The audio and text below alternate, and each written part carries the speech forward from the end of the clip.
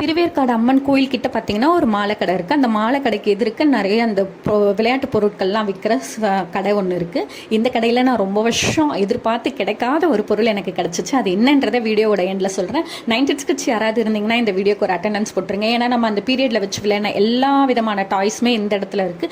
90s kids மட்டும் இல்லைங்க, இப்போ இருக்கிற ஜென்ரேஷன் குழந்தைங்களுக்கு ஏற்ற டாய்ஸ் எல்லாமே இருக்குது.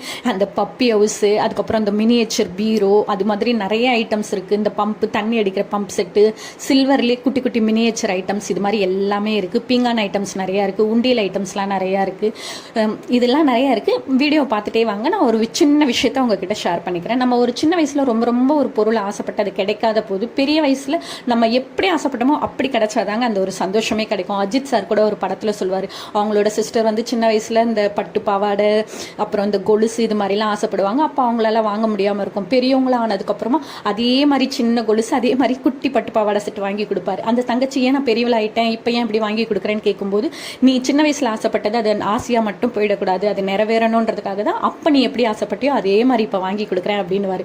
இது உண்மையான ஒரு கருத்தும் கூட. ஏன்னா நான் சின்ன வயசில் பிக்குண்டி பீங்கானில் தான் வேணும்னு ரொம்ப ஆசைப்பட்டேன். எனக்கு கிடைக்கவே இல்லை. அப்போ ஏன் ஆசைக்கு தீனி போடுற மாதிரி ஒரு விளம்பரம் வேறு. அதில் ஒரு குட்டி பையன் கொடையை மாட்டிக்கிட்டு எங்கே போனாலும் அந்த உண்டி எடுத்துகிட்டு போவான். அது மாதிரி நான் எங்கெல்லாம் போகிறனோ அந்த இடத்துலலாம் இந்த மாதிரி உண்டி கிடைக்குதான்னு பார்ப்பேன். எனக்கு இது வரைக்கும் கிடைக்கல.